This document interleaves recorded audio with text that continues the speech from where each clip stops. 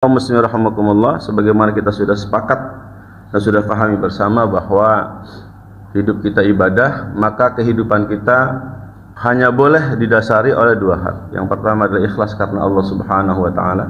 Yang kedua adalah ittiba kepada Rasulullah Muhammad sallallahu alaihi wasallam. Kaum muslimin rahimakumullah, seperti apa? Pertama dari cara berpikir kita. Untuk itu maka saya sampaikan tentang perkataan Al-Imam Ibnu Qayyim dalam kitabnya Ad-Da' wa Dawa yang mengatakan bahwa wala tahsabu anna qawlahu ta'ala innal abrara lafi na'im wa innal fujjara lafi jahim. Dalam surat Al-Infitar ayat 13 sampai 14 beliau mengatakan maksurun ala na'imil akhirah wa jahimiha faqat. Beliau mengatakan begitu. Jangan menduga, jangan mengira bahwa firman Allah yang mengatakan bahwa sesungguhnya al-abrar, orang-orang yang sukses, orang-orang yang baik, orang-orang yang mendapatkan kenikmatan dari Allah Subhanahu wa taala, itu lafi na'imin. Itu lafi na'imin, dalam kenikmatan yang luar biasa. Kemudian wa innal fujjara, dan orang-orang yang fajir, yang penuh dengan dosa dan banyak dosa, itu lafi jahim, betul-betul berada di neraka jahim. Maksurun ala na'imil akhirah wa jahimiha faqat. Beliau mengatakan jangan mengira bahwa nikmat dan kemudian hukuman itu hanya ada di akhirat saja. Kata Ibnu Qayyim, tidak. Kan mungkin barangkali orang berpikir, santai saja di dunia, tidak perlu menerapkan Islam. Toh nanti baik buruknya tidak terlihat di dunia. Kan seperti itu. Sehingga apa? Sholat itu untuk kebahagiaan dan kesenangan akhirat. Sedekah itu untuk kebahagiaan dan kesenangan akhirat. Kalimatnya seperti begitu. Sehingga apa? Orang malas untuk sholat, malas untuk apa? Untuk bersedekah, malas untuk melakukan amal-amal ibadah yang bagus. Penyebabnya kenapa? Karena menganggap bahwa hanya diterimanya nanti di akhirat kenikmatan itu. Kata Imam Ibnu Qayyim mengatakan bala fi daurihim thalathah kadzalika a'anni darud dunya wa darul akhirah wa darul qarar.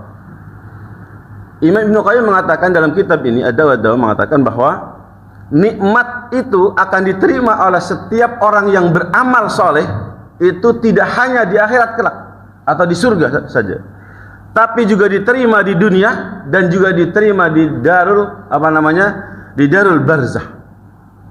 Jadi pahala yang kita terima, siap apapun dan bentuknya ibadah kepada Allah Subhanahu wa taala, itu insya Allah akan diterima di tiga tempat. Pertama di dunia, sekarang saat ini. Jadi kalau ada pahala apapun yang kemudian Allah berikan kepada kita dari sebuah ibadah kepada Allah Subhanahu wa taala, ingat, maka akan diterima, akan diberikan oleh Allah di dunia juga diberikan. Sekarang masih hidup saat ini juga.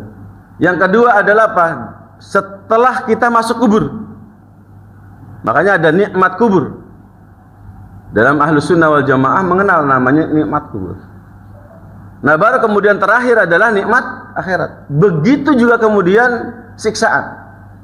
Siapa yang durhaka kepada Allah Subhanahu wa taala, apapun bentuknya, bahkan durhaka mungkin yang tidak terasa, misalnya tidak menghormati ilmu, tidak menghormati syariat, menolak syariat, kemudian melecehkan syariat, atau kemudian tidak menganggap syariat itu penting, itu pasti Allah akan memberikan satu hukuman untuknya, baik itu di dunia dan juga kemudian di alam kubur dan juga kemudian di akhirat, di darul qarar.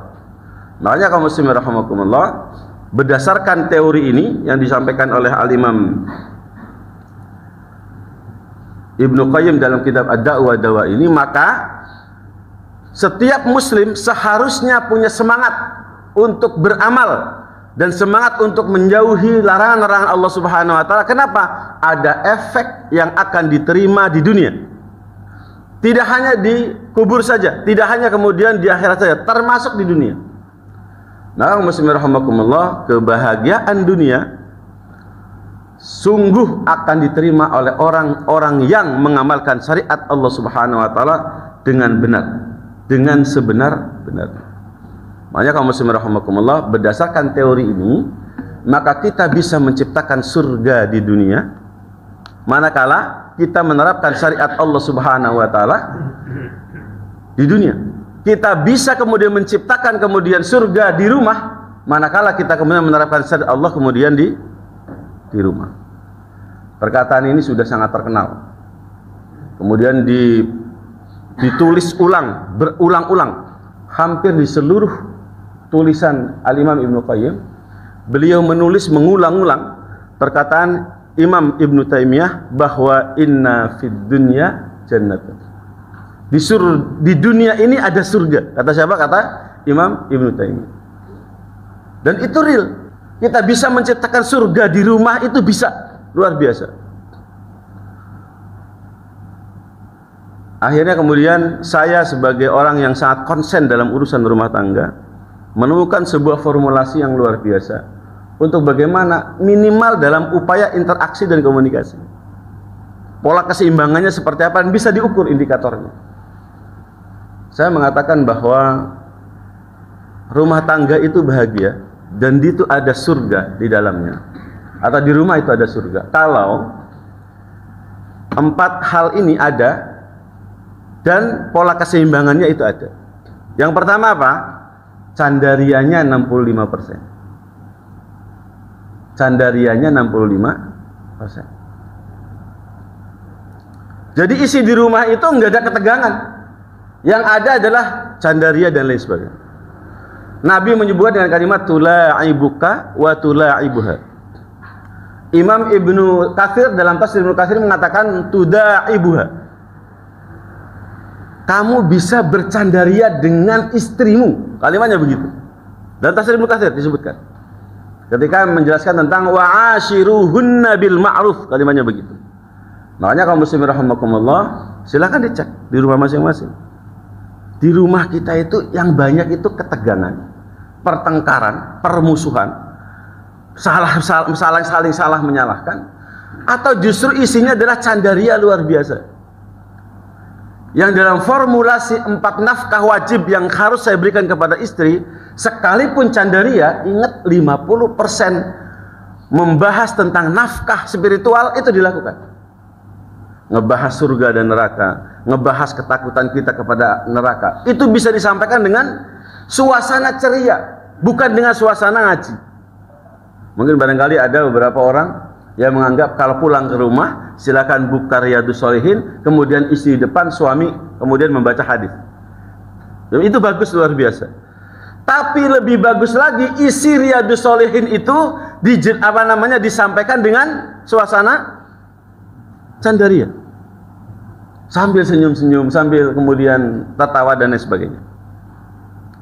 Makanya kaum muslimin rahimakumullah seperti itu.